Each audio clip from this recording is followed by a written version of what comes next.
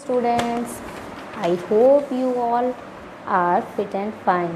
अभी लॉकडाउन में आप लोगों को पता है आपकी स्कूल्स बंद है, तो करियर ब्रिज एकेडमी के थ्रू आपको ऑनलाइन स्टडी मटेरियल प्रोवाइड किया जा रहा है। तो आप लोग घर पे अच्छे से बैठ के स्टडी करें और जो भी PDF आपको सेंड किए जाते हैं वो सारा वर्क अपने फेयर नोटबुक में करना है। So today I will take up your English grammar class. We will start our chapter number 4, negative sentences. पहले अपन ने काइंड्स ऑफ सेंटेंसेस पढ़ा था, तो उसमें कौन कौन से टाइप से पढ़े थे अपन ने? Negative sentences, assertive, imperative, exclamatory. तो नेगेटिव पढ़े थे। नेगेटिव सेंटेंसेस किस टाइप के होते हैं ये इस चैप्टर में हम देखेंगे। In the previous chapter, you learned about different kinds of sentences.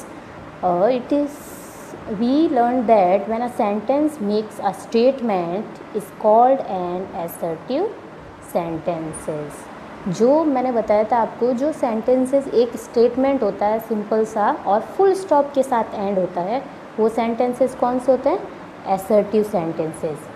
Remember, assertive sentences are further divided into affirmative sentences and negative sentences.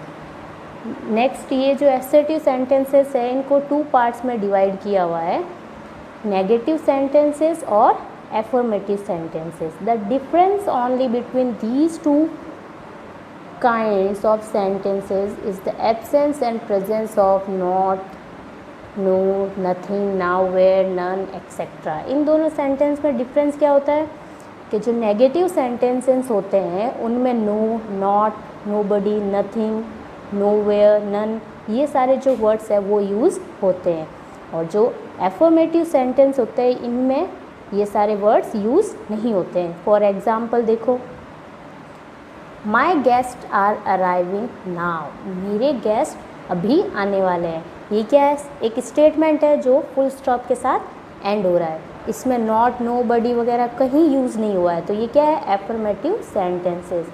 Next देखो, my guest are not arriving now, इसमें क्या आया है? Not, मेरे guest अभी नहीं पहुंच रहे हैं, तो इसमें नॉट आया है। तो ये नॉट क्या है? इसकी वजह से ये सेंटेंस क्या बन गया? Negative sentence.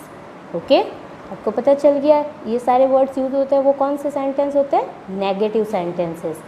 Sometimes we also use do, does and did to make negative sentences. कुछ टाइम ऐसे होता है डू, डज और डिड को यूज़ करके भी नेगेटिव सेंटेंसेस बनाते हैं। एग्जाम्पल देखो, he left the room quickly, उसने रूम से बाहर निकला एकदम चुपचाप। तो ये तो एफर्मेटिव हो गया क्योंकि इसमें नॉट, नो वगैरह कहीं यूज़ नहीं हो रहा है।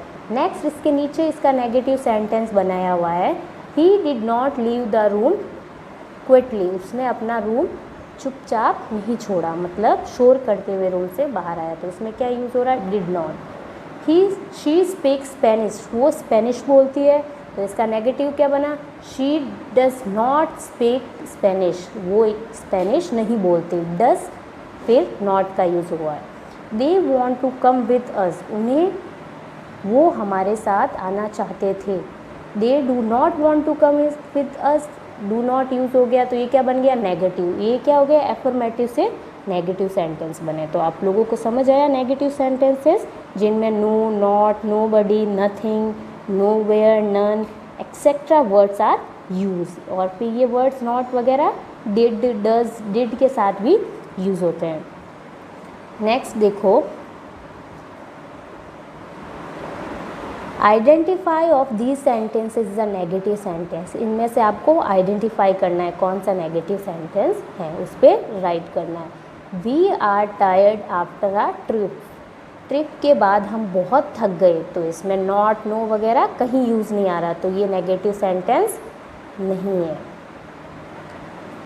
I did not have a headache, I do not have a headache, मेरा सर दर्द नहीं हो रहा, इसमें क्या यूज़ हो रहा है? डू नॉट, तो ये क्या है? नेगेटिव सेंटेंस है।